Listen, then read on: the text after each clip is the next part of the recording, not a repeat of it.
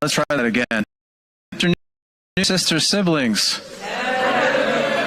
Okay. Labor Day is on Monday. Let's try this one more time. Good afternoon, brothers, sisters, siblings. All right. I'll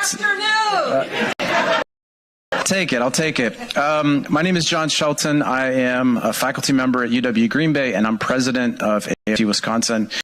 And we are so thrilled to have you with us today for what is, frankly, that is quite literally going to take away food from food insecure people, quite literally going to take away health care. And we have some representatives here in Wisconsin, like the representative in this district, who not only voted for it, but reveled in it, right? So we have that going on, an authoritarian president who is occupying sovereign American cities and threatening to occupy more, okay?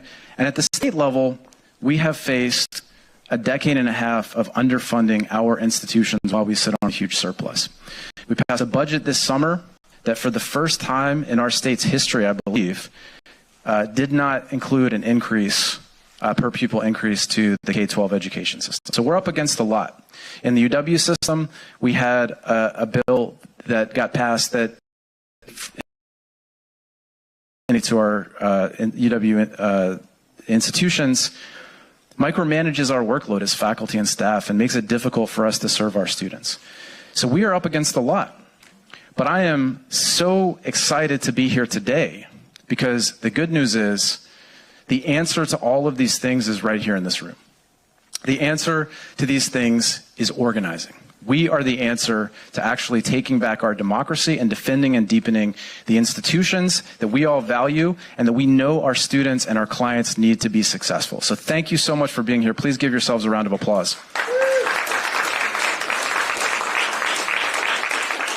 Now, I'm going to introduce our panelists and our guest of honor here, Randi Weingarten, in just a moment. But before I do that, I want to acknowledge some of the folks that we have here with us today. I'd like to start by acknowledging Stephanie Bloomingdale, our president of the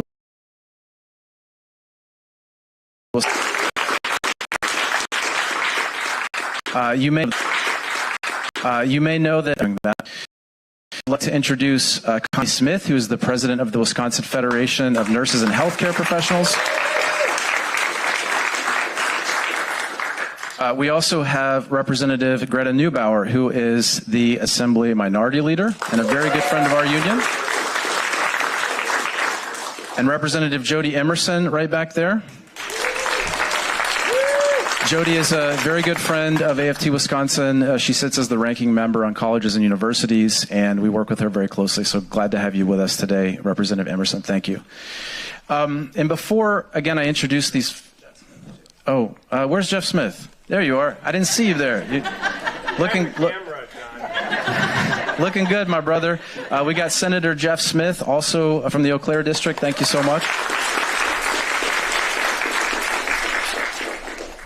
And before I introduce the panelists, I want to do something that I think is really important. You know, we have staff from AFT Wisconsin and AFT National. Putting together this kind of day takes a lot of work, and they do a hell of a lot of work. So if you're a staff member for AFT Wisconsin or AFT National, would you please stand up so we can acknowledge your work?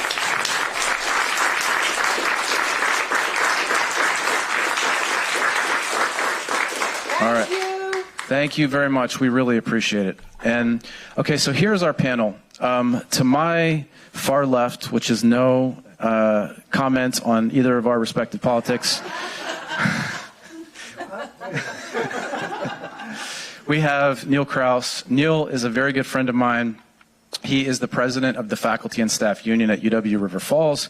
He's the author of numerous books, most recently The Fantasy Economy, which you should all go and pick up. It's an incredible book. And he is our vice president of higher education for AFT Wisconsin. Would you please give him a round of applause?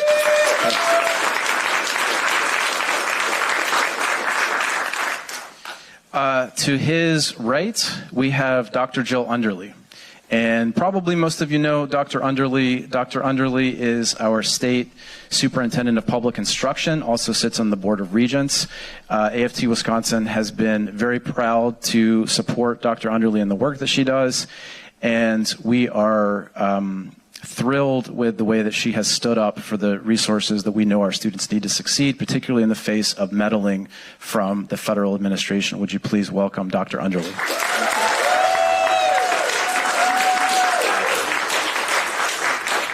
I'm going to get to our guest of honor in a minute, but I want to go to Representative Christian Phelps right here. Yes, let's clap. Yeah. We were debating whether or not we should wear jackets today. Clearly, we both decided to wear them. I think it was a good choice. Representative Phelps was just elected last year to the state legislature, part of a growing group of very exciting new folks in the legislature. The future is very, very bright for Democrats here in Wisconsin. And Representative Phelps has been a tireless advocate for fully funding public education and union rights through his work in both public education and for the Wisconsin Public Education Network. So thank you, Representative Phelps.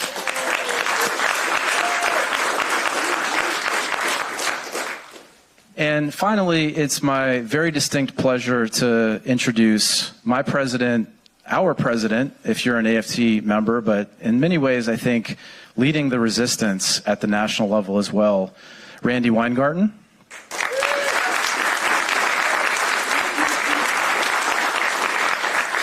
So Randi, we were talking about this earlier, was a history teacher on leave, still is a history teacher, just on leave. Social studies teacher, trained as an attorney as well, took over the presidency of AFT in 2008, and we could not have a better advocate for the work that we do at the national level.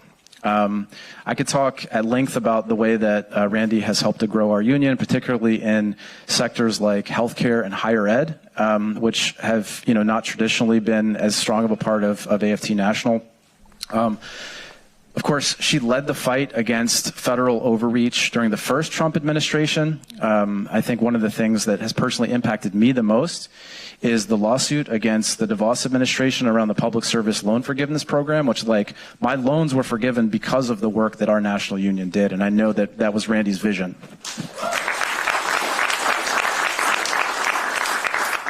And now, at the national level, at a time when we critically need national leadership, Randi is stepping up, whether it's leading a number of lawsuits like the one that we just won against the Department of Education's efforts to limit DEI resources for our students, or whether it's fighting back against the so-called big, beautiful bill, and as she's here today, to make sure that we all know the consequences of that.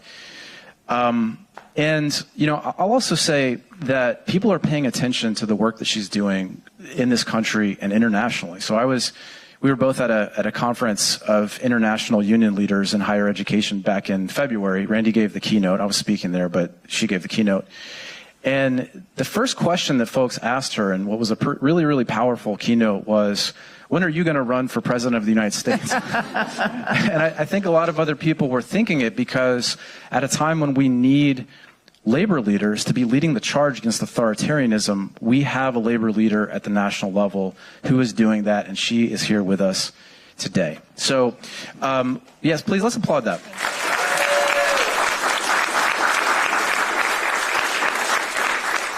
So here's how this is going to work. I'm going to turn things over to Randi first, and I've asked both Randi and all of our panelists here to reflect on what it is that we're up against, why they're excited to be here today, and what the hell, I would, in a different company, use a different word, what the hell we should be doing about it, okay?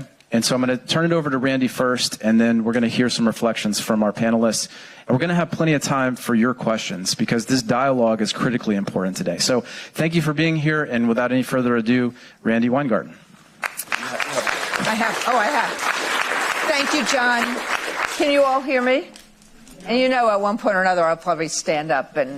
But first off, I am really glad to be here. And I'm really glad that the AFL bus is here. It was an intentional decision because there was the AFL bus was going to be in Minneapolis, and then when one realized that the DNC was there, the AFL bus said, no, we're not going to be there because we have to be independent from the two national parties. And in fact, that's part of the reason why both Lee Saunders and I actually said, no, we're not going to be members of the DNC anymore, because we wanted to create some kind of independence from both national parties. And I start there, and so I'm glad the bus is here with us today in Wisconsin instead of in Minnesota. But I start there because it is absolutely connected to what John just said, which is nobody is going to save us but ourselves. There's not some magician. There's not some Obama type. There's not some savior. And those of us in the labor movement understand that collective action, the action of the people, and we were just talking in the aftermath of Act 10, being at the Capitol, which I'm sure many of you were, in the aftermath of Musk trying to take the election away from our amazing superintendent of education and from Justice or Judge Susan Crawford. You saw what Wisconsinites did. You could clap for yourself on that one. You saw what happened on the first No King's Day, and there's going to be another one as well, because we need to have these ritual days of action that brings together the people. But what we've learned from other groups and communities that have faced down authoritarianism. I know many people believe in American exceptionalism. Look, I wear my flag because I am sick and tired of somebody taking away my patriotism. But we are not the first group of citizens in the world who has confronted authoritarianism. But what we have learned from those who have, and we have learned from some of the writers who are, and some of the scholars who are part of our union and part of the University of Wisconsin system, what we've learned is that it really is we the people, not the politicians, not the political parties, but the citizens and the people of the country that end up getting together and saying, no, you are not taking our democracy from us. You are not taking our freedom from us. You are not disappearing people. You are not taking away labor rights, women's rights, or rights of dignity, of rights of people of color, or rights of people who are LGBTQ. You are not erasing history. You are not doing this to us. And that is, in some ways, I'm going to stand up if I can, the moment that we're in right now. When we arranged this, we were talking about and going to talk about the big, I call it the big betrayal bill.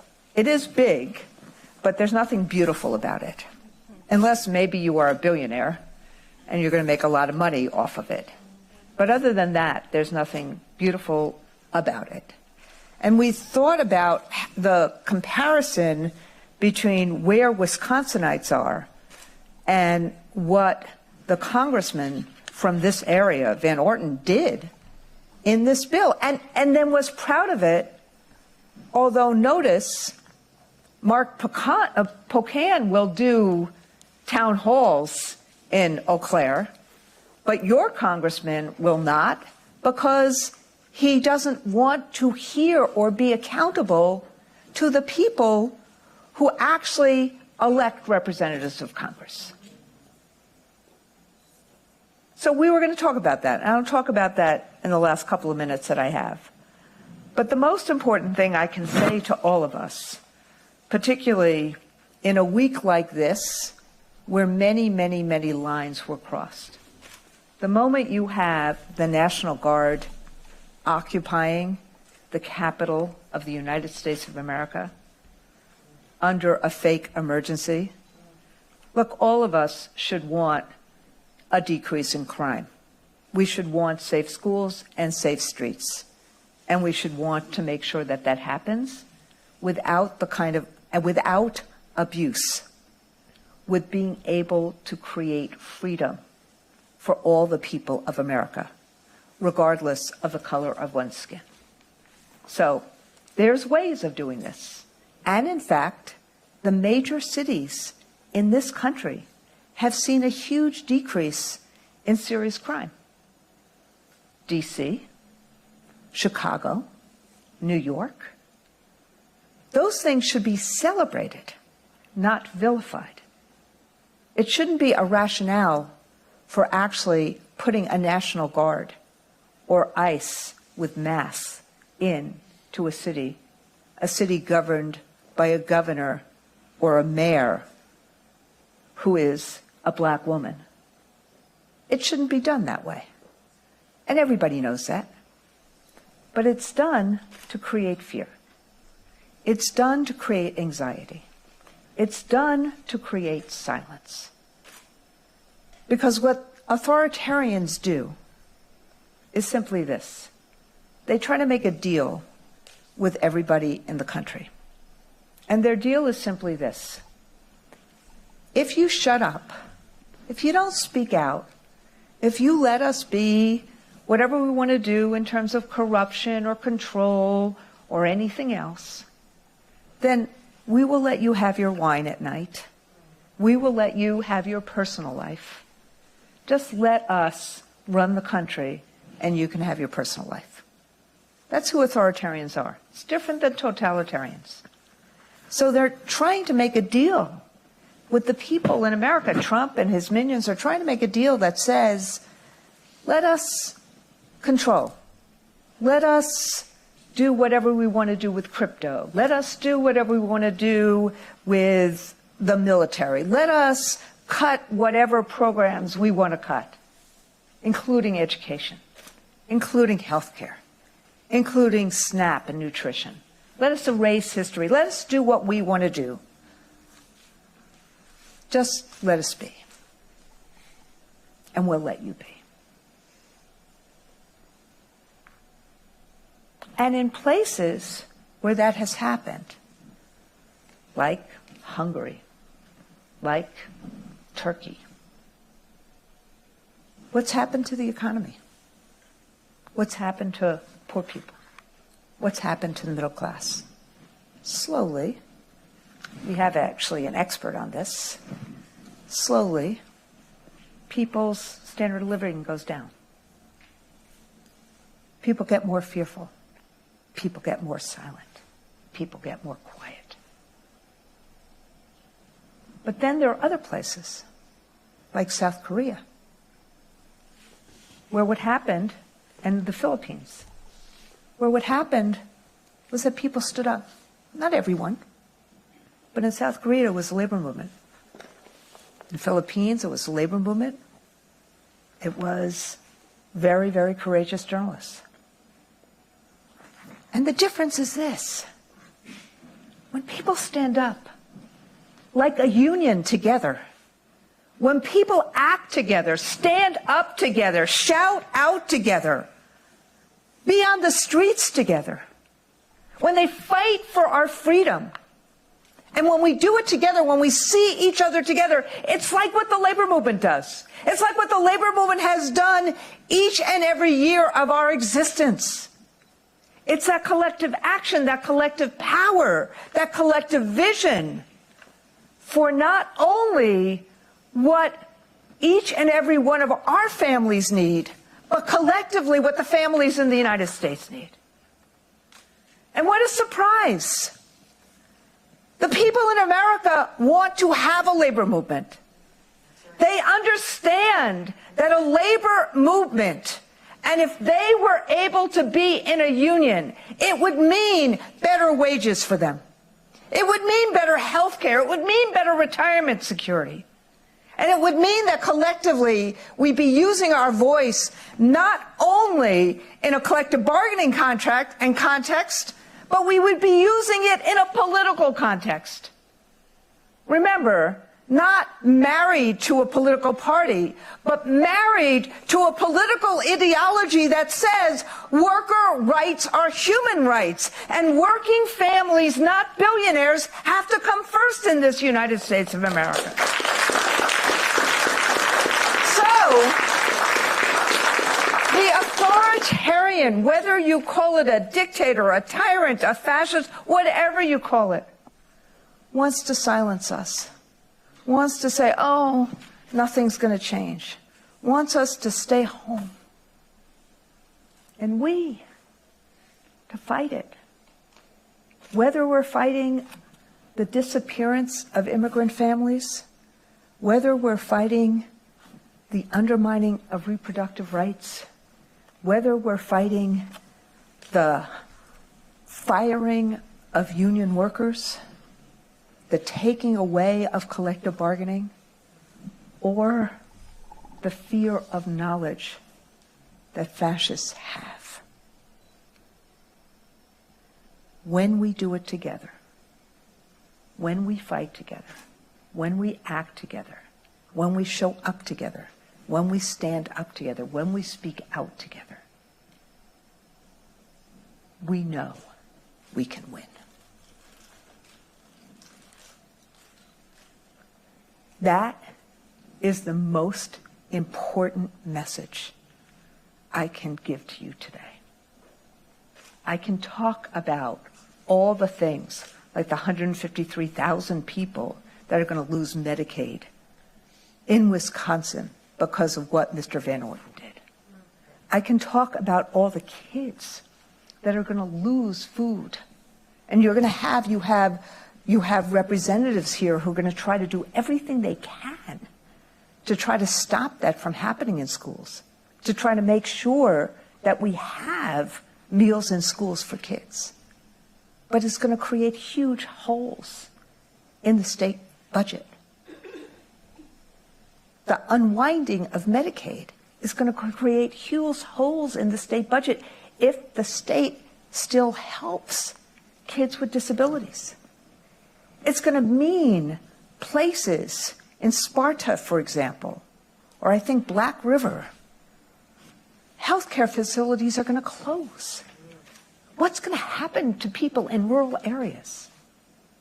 And then John said it, but think about what's going on for the millions of kids who may be the first kid in their family to go to college, no longer having access to a student loan. How do they possibly go to college then? And then, of course, there's all the secret job cuts because of all the clean energy that has been wiped out and the clean energy jobs. So when somebody says that this bill is going to make people sicker, hungrier, and poorer, that's what the bill does in plain language. And for what? To give billionaires more in a country that already has the widest income inequality in the so-called Western democracies? That's what the congressman from this district did. Now, this is the question for all of us. How do we make sure between now and November 2026 we make that clear to our friends and our neighbors in a climate that is full of dystopian, negative misinformation and disinformation? And that's how I'm going to end, how I connect what I said at the beginning to what I just said. Remember what they want to do. Misinformation, disinformation, fear, so that we're going to hide. They're going to stay at home. We're not going to talk to our neighbors. Because they want to do all these other things so people will be even more miserable and more divided and feel more terrible. So, what do we do about it? We do what labor does best. We talk to each other first. We build a community first. We understand what's going on first, and then we do what we do best. We organize. We mobilize. We bring communities together. We fight it together. And we fight it in the streets. We fight it in town halls. We fight it in solidarity in a way that we are fighting not to just get back what we had, but to make a better life. To be able to make sure that the University of Wisconsin staff and faculty have bargaining rights. To be able to make sure that if there's a tax cut, it's a tax cut for the working class, not a tax cut for the rich. To fight for a higher minimum wage. To fight for the affordability that the Democratic nominee in New York City is trying to fight for. To fight for the things that working class people do and working class people need. So my question to you is, are you willing to overcome fear? Yes. Let me ask it again. Are you willing to overcome fear? Yes. Are you willing to overcome apathy? Yes. Are you willing to fight Mr. Van Orden and all the bad things he just did to people? Yes. Are you willing to fight for freedom? Yes. Are you willing to fight for a democracy that works for all? Yes. Are you willing to fight for an economy that works for all? Yes. And are you willing to fight for public education, both K-12 and higher ed, that works for all? Yes. Thank you.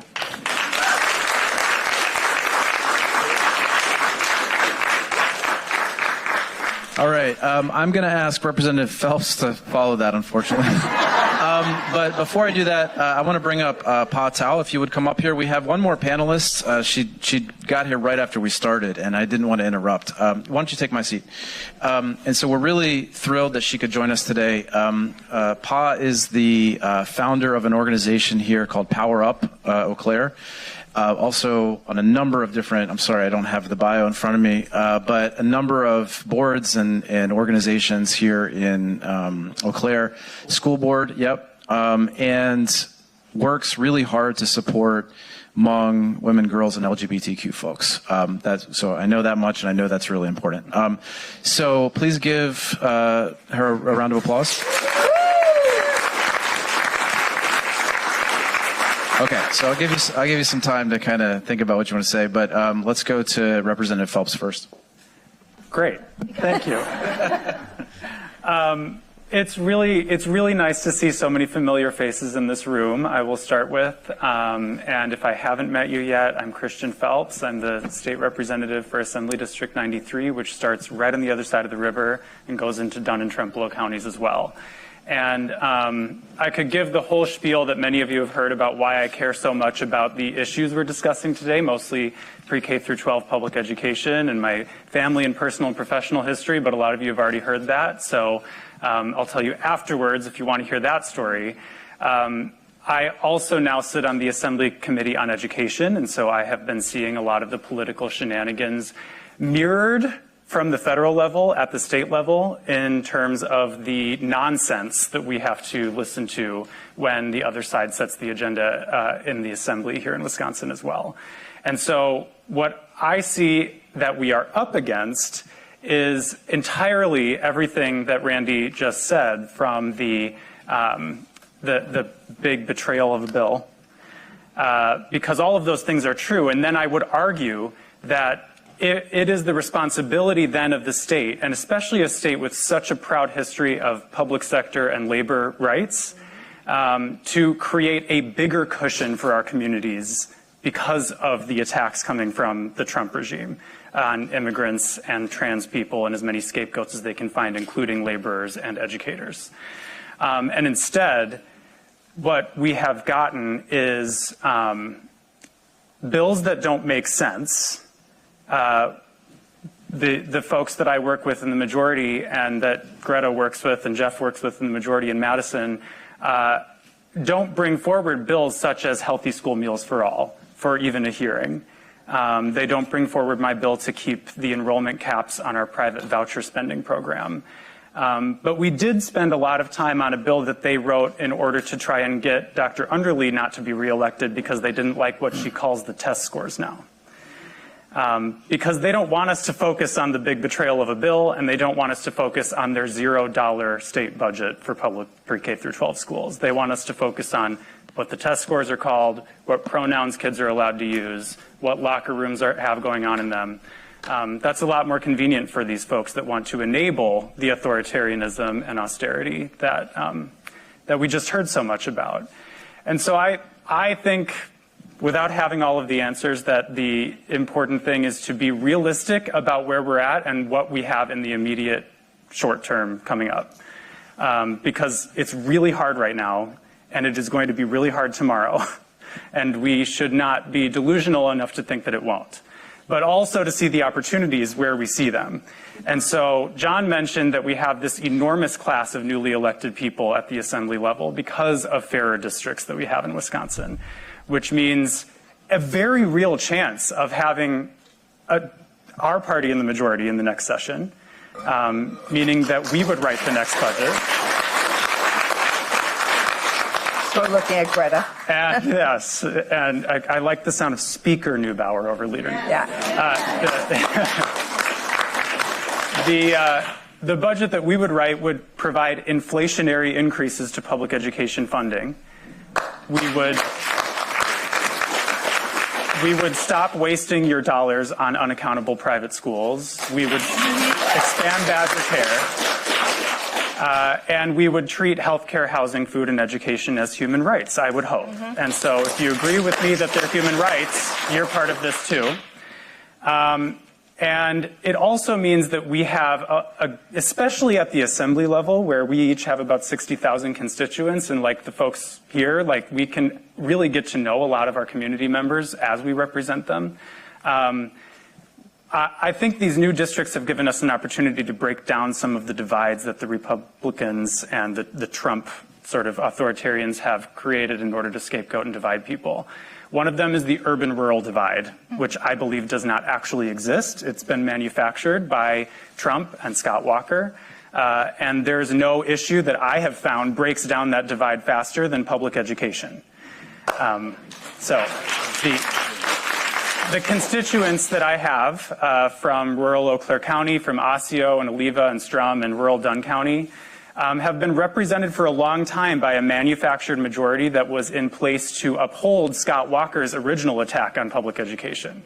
And so they have not heard the truth from their representatives in a long time. And I'm not the only one. I'm one of 23 new folks in the assembly on our side with that kind of a situation. So that means having an opportunity to have real conversations with folks in rural Wisconsin about the dollars that they are losing that could be supporting their families that are going to things like unaccountable private schools or tax cuts for the already very wealthy instead. And I find that the energy that we just heard from our special guest, although not everybody would make as good of a president of the United States as Randi Weingarten, the energy is there from a lot of people to believe that healthcare, housing, food, and education are human rights, to want to know the truth when it's presented to them, and actually to want to do something about it. Because I had an opportunity to see that last year and still as the state rep for part of this region. And so I say that because we are facing really unique threats in the form of this horrible federal budget, this Republican-authored state budget, and this growing authoritarianism from Trump.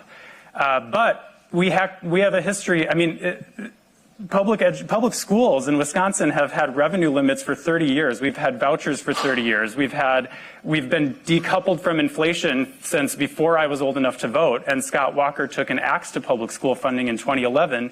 And our schools are still here. So this new budget is not like the first attack on our public schools. It's a compounding problem, and our school board members know what the books look like. They don't add up, but they're still here because our communities do come together and do things like pass referenda and continue to enroll their children in the excellent public schools when they have this so-called choice voucher option. And unions like AFT and other public sector unions have continued to exist after 15 years of not having collective bargaining rights, which is a testament to Wisconsinites' desire to pay dues and join unions and keep this solidarity movement going. So I see in those two pieces of information a lot of evidence that we actually can buckle up and go through this very bumpy ride that's ahead of us in the short term with these bad budgets that will harm our communities and our neighbors tangibly. And perhaps decide that we have to make our own lives a little bit less convenient, because that's what solidarity is, short-term discomfort for long-term solidarity and justice and freedom. And I think that we are well equipped to do that because we have truth tellers in every corner of the state, political power building opportunities and organizing plans, and a long history of standing up for our public institutions that welcome everybody, even in the face of really severe attacks. So please join me in doing that. Fantastic.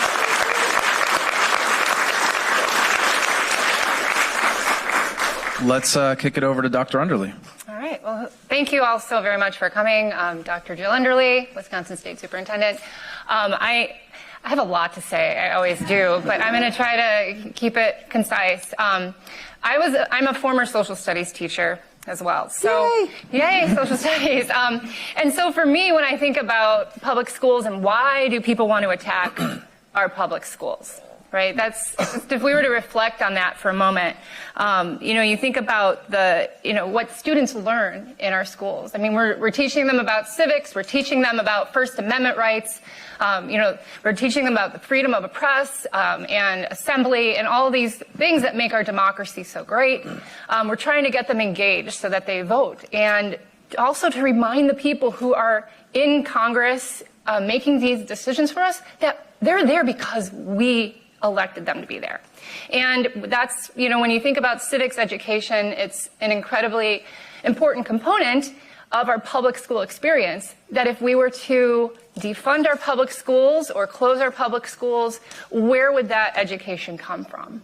And long term, maybe that's the game that they're trying to play, as far as getting rid of our public schools so that we don't go to school with people who are different from us, people who are from different socioeconomic classes, or with students with disabilities, or LGBTQ people. Like, if we are to avoid all of that, then we have no idea how to belong to one another, and that collective responsibility that's in our communities. And I think about it, and I think that that's part of the long game that they're trying to play here. So let's defund the schools, make sure that the buildings are not as appealing, whether to work in them or whether to learn in them. Make sure we can't pay our staff what they need in order to be able to support their families. Make sure that we're controlling the curriculum and controlling what people are learning, banning books in libraries and those types of means, right, towards an end. And like I said, I'm a social studies teacher, and so I just wanted to, I would get the question often when I would teach U.S. history or I would teach world history, and we would inevitably talk about World War II, right? And we would talk about often, the atrocities that happened, and the kids would ultimately ask me, how did something like this happen? And I always reflect on this quote from Martin Niemöller, and you've heard it before, but just to reflect on it, because I really feel it's incredibly important for the time that we're in. First, they came for the communists, but I was not a communist, so I didn't speak out. Then they came for the socialists and the trade unionists, but I was neither, so I didn't speak out. Then they came for the Jews, but I was not a Jew, so I didn't speak out. And when they came for me, there was no one left to speak for me. And I think about immigrants, I think about LGBTQ, our trans kids in our schools, our labor unionists. They're just ticking them off right? And if our kids are not getting this exposure and learning about the past, we're going to repeat it. So that's why they're coming after our public schools. Thank you.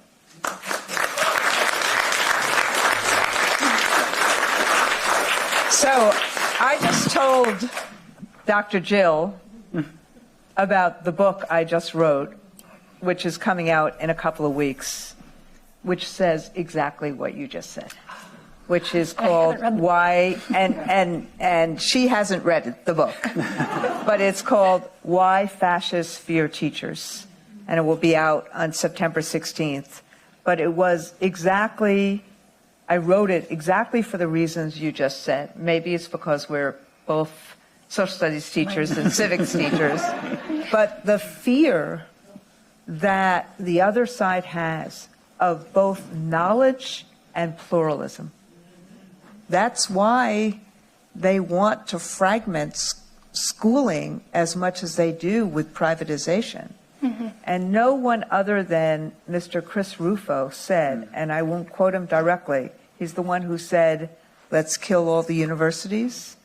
He's the one who attacked all sorts of different things that we teach and said, let's toxify it. But what he said about public schooling is simply this. In order to create universal vouchers or privatization, you need to create universal public school distrust. And another point in the same speech, he said, and you need to be ruthless and brutal. And so that's part of the defunding strategy. That's part of the book banning strategy. That's part of the erasure strategy. That's part of saying, let's keep people divided instead of what teachers do, which is to create critical thinkers and problem solvers and create a safe and welcoming environment. And I just want to say to all the teachers in the room, pre-K to higher ed, thank you for doing all of this despite everything that is thrown at you. Thank you.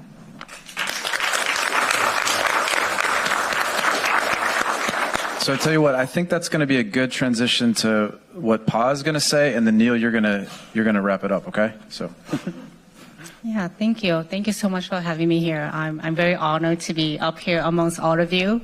So my name is Thao. I go by she, hers pronouns. And first and foremost, I'm a community advocate, right? I lived here and was here in Eau Claire since I arrived here as a child refugee when I was 12. And I went through the public school system here, right? I graduated from North High School, and so I really do see the importance of public education. And that's why I now on the school board, because I really highly value that. I have 5 kids in the district, and I have always been paying attention to, what's happening, particularly in the school. So I think, I don't have to say much about the political moment that we are in now, because I think the previous panelists did a good job of that, and I think we all know all of that already. But I think one of the things that we're really seeing, and I'm speaking on behalf of the Hmong community, right, the Southeast Asian communities, communities who are impacted by all the federal mandates and radiates from Trump, that we are seeing attacks on the things that were created to make us feel safe, seen, and valued and protected in this community as immigrants and refugees, right? Diversity, equity, and inclusion programs are being dismantled left and right. We have bills that are attacking our LGBTQ folks, and all of that's impacting the folks that we live with and work with directly. And these are like refugees and immigrant families who fled war, right, persecution and instability in their own countries to be able to be here. And so to once again be living in a state of fear and a state of uncertainty. And I can tell you, like, I'm personally impacted by all of this because I have families who have final orders, right? I know relatives who, and friends who have parents and families are impacted. And I myself was born in a refugee camp. And so can you imagine me, born in a refugee camp, being deported to a country I've never been to? I was reborn, right? I don't know the community. I don't know the people there. And so just like things like that, it's really impactful and it's really personal to me. And when I think about the budgets, right, the state budget and the federal budget that were passed, I often think of them as not just number on pages, right? They are like the moral compass of a community. Where we put money is where we place value.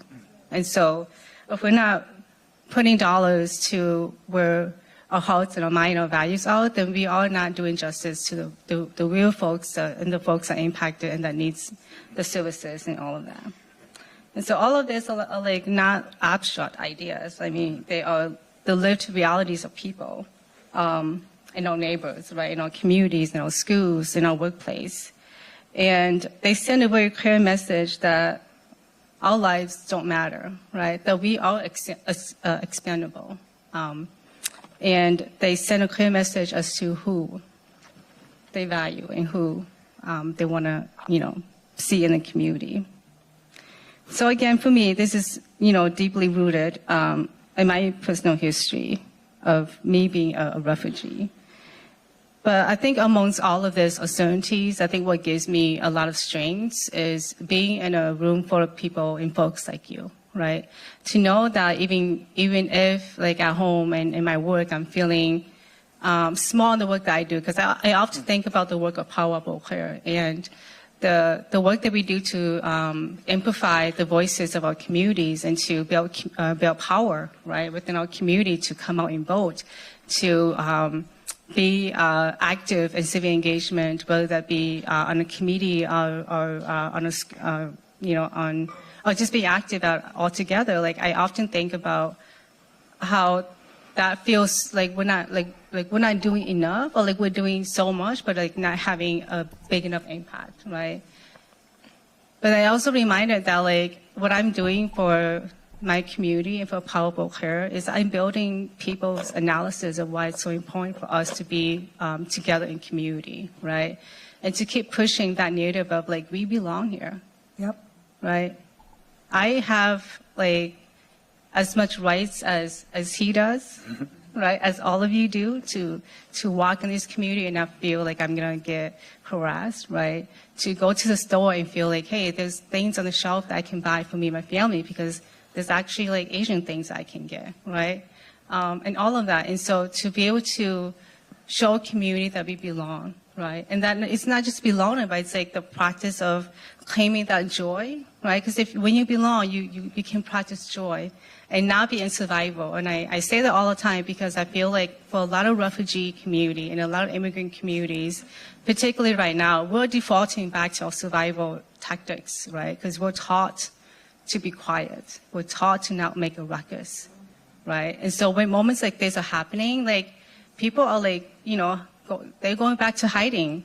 And I tell like all of my my funders that I've been talking to the last couple of months that we're going to see an impact and voter turnout in 2026, right? Particularly from like Black and brown folks and folks who don't feel safe even coming out to like, get the driver's license updated or anything like that. And so the impact of this is real. And it's going to like, we have to do work now to be able to make sure that in 2026, like we really turn out the voters in our community to vote and express their opinions and their voice. And so my call to action for all of you today, right, is to help me do that, right, to help uplift each other, to help uplift folks who are impacted by all the things that are happening in our reality right now, and to really show up for each other, because I think showing up means a lot.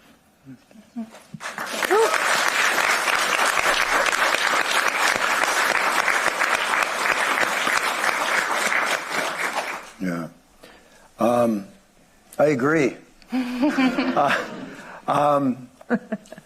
So I've taught American government at the university level for 6 years, something like that. So I think about democracy probably a lot more than the average person. I think the first thing that we have to tell ourselves all the time is that this isn't something that might happen in the future. Authoritarianism. This isn't something that there are shades of this, that, or the other that an election in 2026 is going to save us. This is something that's happening now. It's been happening since January 20th. It's sanctioned by 6 members of the U.S. Supreme Court, who I think forgot middle school social studies. And they're deciding things on the basis of an entirely made-up theory called the unitary executive that the Federalist Society basically paid for and got its money's worth. What's happening is a repeal of the 20th century. What's happening is an attack on the civil service. What's happening, I mean, the list is endless. I would argue we don't have freedom of the press anymore. No. A week and a half ago, it was a week ago, an unsigned editorial for the Washington Post, meaning the whole editorial board signed off on it, said there's nothing to see here in Texas. Get over it. I think Jeff wrote it himself, actually. I mean, this is happening now, right? I agree we have to organize, and I do a lot of that myself. I certainly agree we have to vote. I do a lot of that myself. I agree we have to. I'm slightly different of view. I think it's up to the Democratic Party whether or not the United States remains a democracy. Democracy is the issue of our time. When I say Democratic Party, I don't just mean elected Democrats. I mean voters, citizenry, the entire Democratic Party. The Civil War was the issue of its time. There are 2 parties. The New Deal was the issue of its time. There were 2 parties. Democracy is the issue of our time. There are 2 parties. One is opposed to democracy. One is built on lies and bad faith. The other is not, as all of our speakers have made clear. The other is built on truth and on policy and on people and so forth. I can't tell you how upsetting what is happening in the United States is to me. I don't even know how to talk about what I'm teaching. I'm spending all this time in my head going, what the hell am I going to say to 18-year-olds? I don't know how to talk. Are we a democracy? Are we not? Well, there's before January 20th and after. Yeah. Due process? Well, I don't know. Let's ask the vice president or whoever said, well, we don't really need due process. Right? Stock market, I think, is at an all-time high, right? Close to it. People don't feel, many people don't feel disrupted, right? I mean, I could talk all day. I'll end on this, though. I am hopeful when I teach young people. I am. They're very receptive to, as John and I have talked about a million times, they're very receptive and very supportive of organized labor. They're very receptive to a message that describes corporate power as a central issue of our time that's driving so much of this. Very receptive to that. You know, and I see hope when I teach my students, right? In the spring. I don't know how many times I said, we must vote, we must vote, we must vote, right? Why? And then we'd have a discussion about why voting in the Supreme Court election is so important. Why voting in Jill's election was so important, you know? So I see real progress there. I see real progress there. And that gives me hope, and all of you give me hope. But I do think it's important to realize this is happening now. The United States is a fundamentally different country than it was before Trump. By, you know, certainly First Amendment, due process, freedom of the press, freedom of speech without question, without question. The militarization of cities, of law enforcement. I mean, what has to happen? It's not a future tense, it's present tense. It's present tense. Right? So I'll leave it at that, and I look forward to having discussion and you know, listening to questions and so forth. Thanks, Neil. Let's give him a round of applause.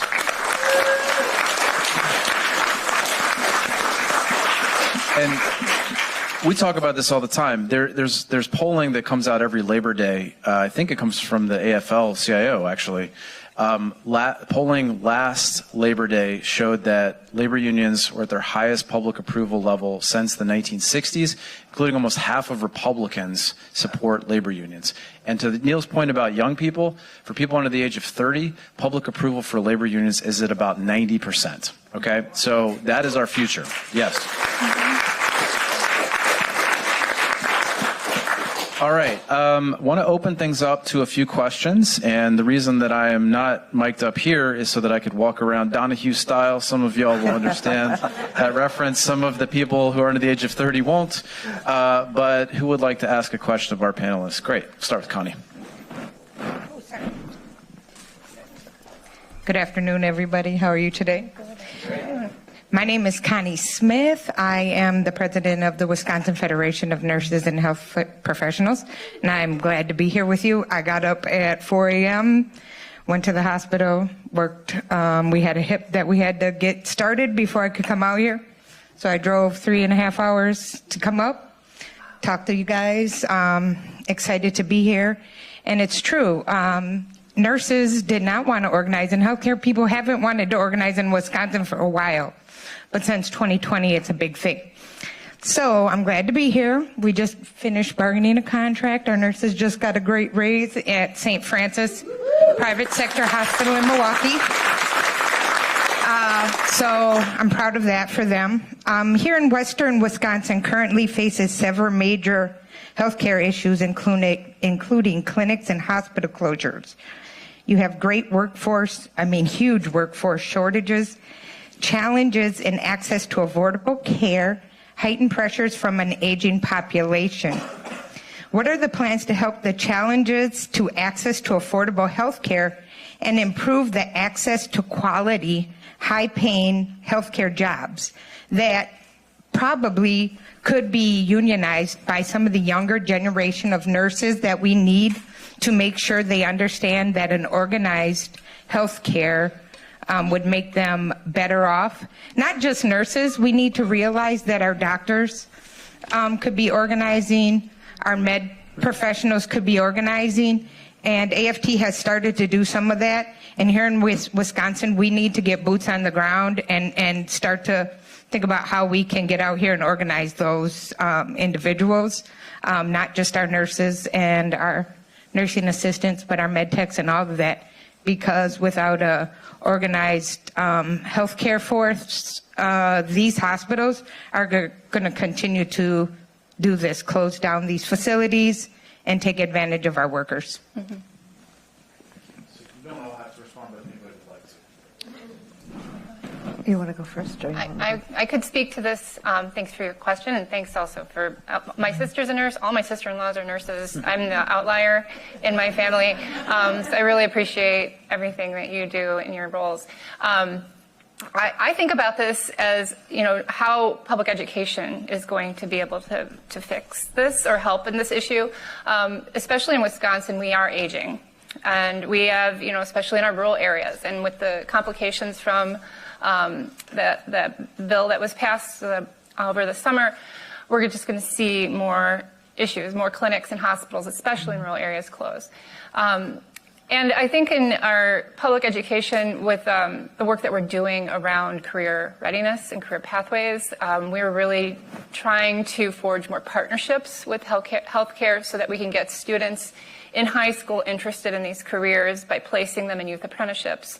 And then we're also forging different partnerships and pathways with the technical college system and the UW system as well, to make sure that our students are prepared for these careers, and it's a direct pathway into those majors when they're in college. But there's still a lot of work to do. I'm not going to deny that. It's not been easy in a lot of ways.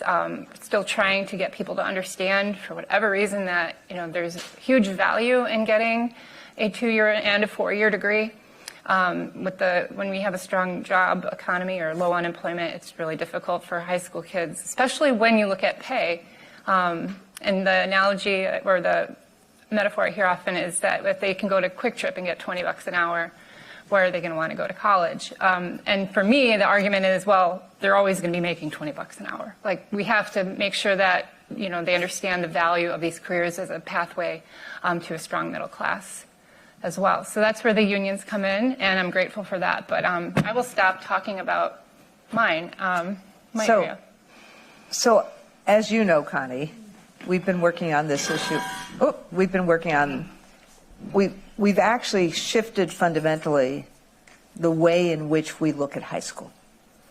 And frankly, one of the reasons that we did that was to look at, on a visit, Jill, a while ago with Tammy Baldwin, some of the technical colleges in Wisconsin. Mm-hmm. Because if we actually think about K through 16 as a seamless process, where you think about high school as a way of expanding choices in public high school by essentially having kids understand that there's lots of different pathways. But we have to create and provide those pathways. Because what ends up happening is if a kid graduates from high school, 40% of kids who graduate from high school don't go to college. And of the kids who go to college, many of them, it's not like what we just saw in Eau Claire today. Many of them don't have the supports that they need to actually stay in school. So if we can actually think about high school as a way of expanding opportunities, that's going to be one piece of it. But the second piece of it, and this in some ways goes to what Neil was saying and what John was saying at the beginning and what Paul was saying. Well, all of you, actually. We're in a very different moment. And for the educators in this room in particular, and for the activists in this room in particular, we are used to, if we fight really hard, that the arc of the moral universe will bend towards justice. That is the way in which many of us in our young activism grew up and how we feel today.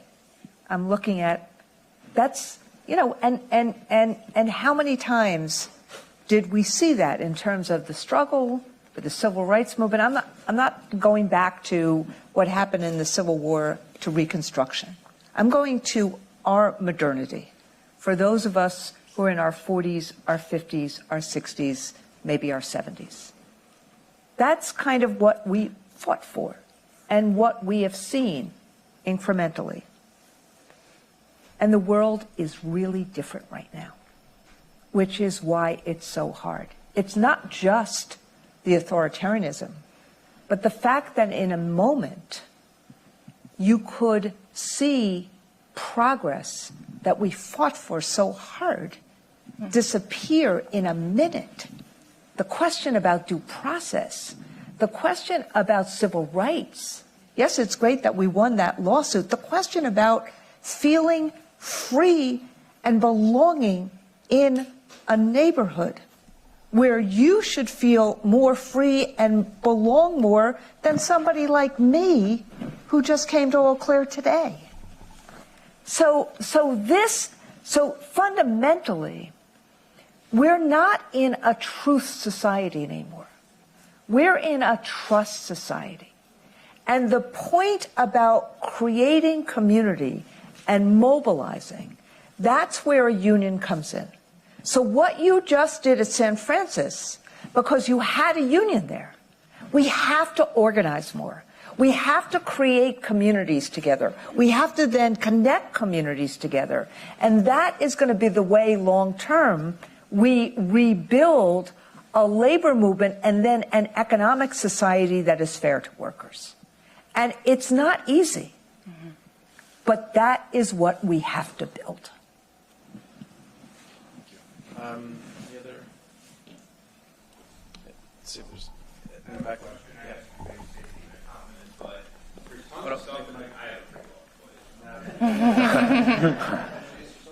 I'm Nick Brenner with Roofers and Waterproofers Local 96. I'm also with the Western Wisconsin Building Trades and the Greater West Central Labor Council. I know a lot of people in this room.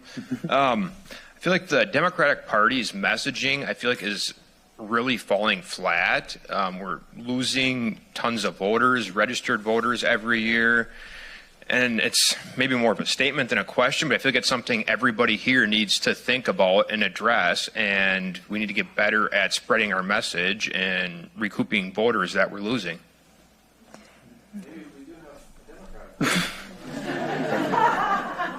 True.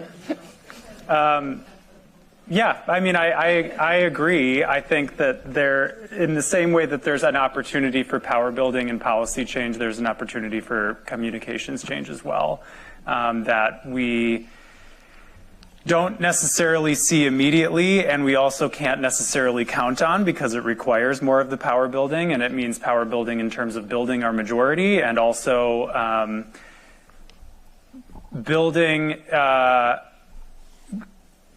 I guess building enough of a foundation that is going to hold ourselves accountable to the principles that we share, and then communicating those out. So I do think that I have a role here, at least regionally, because my degree, if I didn't mention it, is in journalism, and my work was in communications. And I think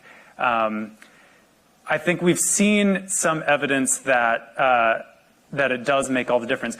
We also have to acknowledge the fact that it's difficult to adjust to a playing field where the other side is very strong at messaging because they are just detached from reality and the things that they're saying. And so one of the principles that we're holding ourselves to is telling the truth, and the other side doesn't seem to be holding to that at all. And that is difficult to counteract. But I think there are lessons to be learned in where people have built political power through strong communications, and it is where they have led with truth-telling that resonates with the way people feel right now. So communications that leans into, no, don't worry, the economy is better than you think it is, falls flat, right? Because people don't think it is. And even if there may be numbers to back up that truth, it doesn't lead with what resonates first. If you say first, our public schools are closing because Republicans in the legislature have defunded them for 30 years, and you're going to have to probably raise your own property taxes through another referendum because you believe that your kids and your neighbors' kids deserve the freedom to thrive in a great public school, and they've passed the buck to you. I think that works a little bit better because it's true and it resonates with how people feel, which is really pinched right now. That's what I've got. So I have a different, I was a member of the DNC, as someone said in an article, probably for as long as David Hogg was alive. And I supported David's effort to actually say that we have to shake things up and that he should be, even though he was a officer of the DNC, that the group he was working with should be able to primary people within the Democratic Party. Now, I supported him on that, and even though, I was always viewed as a member of the establishment. And I decided, just like Lee Saunders decided, I'm a proud Democrat. I am still a Democrat. I will always be a Democrat. My parents let me actually vote for them for McGovern with them in the ballot box. We weren't being illegal in any way, when 1972, when I was still in junior high school. But I left the DNC. I said I didn't want to be a member of the DNC anymore for the following reason. I think those of us who are in the labor movement, we have to have a little bit of independence from both political parties. I think we need to actually situate ourselves in a way that says, who is best for working people? Who is best for education? Now, I know in these races, there's no question that Jill was best. There's no question that my friend over here is best, that the legislative folks in this room are best. But in the world, which I think you just hit on, of tremendous apathy and of a tremendous skepticism of all of politics, some of us have to then take a step back and say, what you and I, what all of us who are teachers learned, to our peril, which is it's not what's said, it's what's heard and what's felt. And if we don't start where people are, and frankly, people are suffering. If a male, this statistic I use a lot, a male who did not graduate from college makes 20% less today than 45 years ago, adjusted for inflation. In a country where we believe that our next generation is going to do better than us. So people are suffering.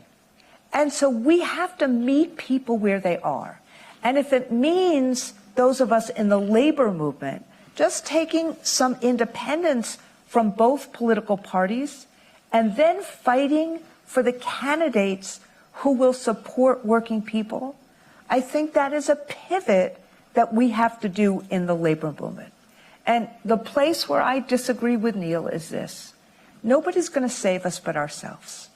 And we have to empower people who are Democrats to actually fight for working people.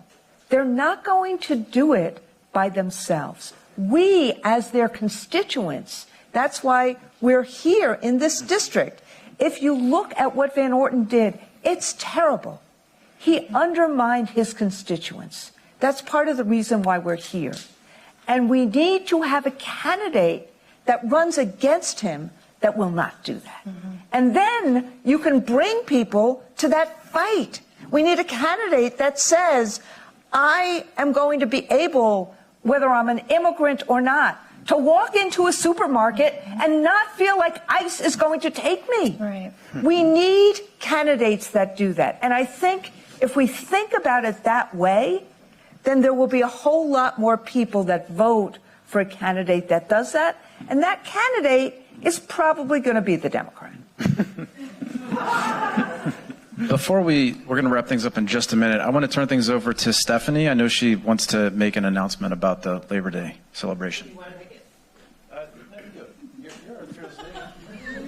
Hi, everyone. I'm Stephanie Bloomingdale, president of the Wisconsin AFL-CIO. It's really so great to be here with all of you in Eau Claire, and thank you for being here.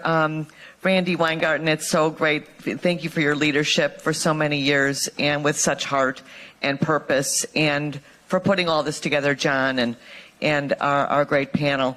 And, happy early Labor Day, everyone. I am really excited. I will be here in Eau Claire for Labor Day, and I'm really excited about that.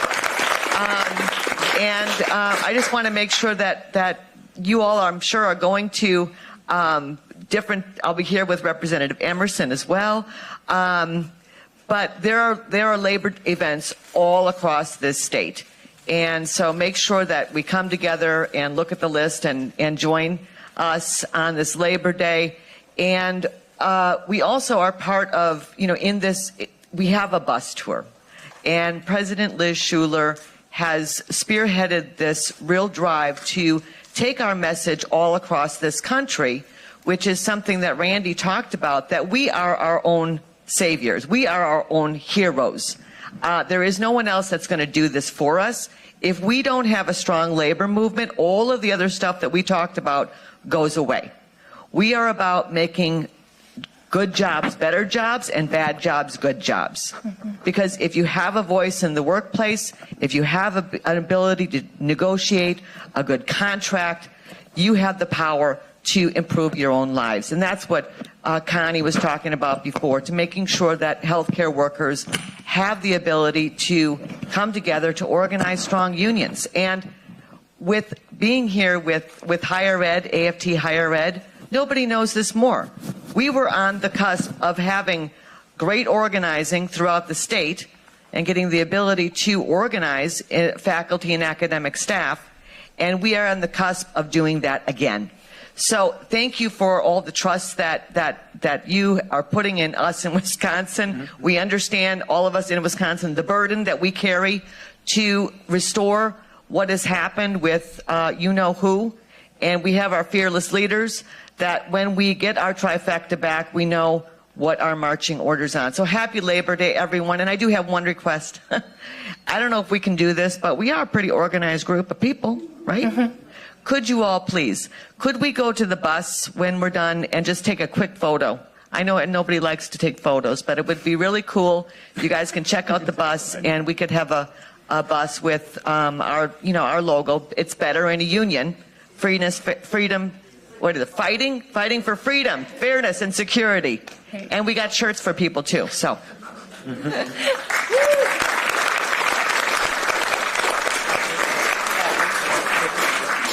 All right, so we're going to wrap in just a second. Before we do that, could we please have one more round of applause here for our panel, especially Randi?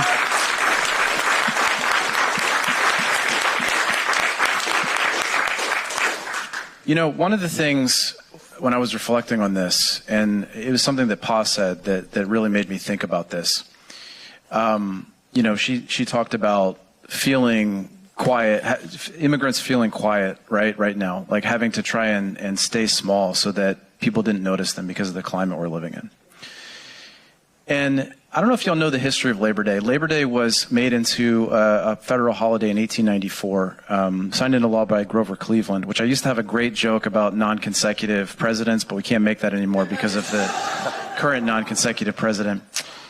But Labor Day didn't happen because Grover Cleveland just decided it was like a good idea, right? Like it happened because workers in cities like New York City and many other places across the country had been holding Labor Day parades at the end of the summer. And they did it to take up space, to say that as workers, we deserve to have a seat at the table. We deserve to be really the agents of our own lives, and the only way that they were going to be able to do that was to do it collectively.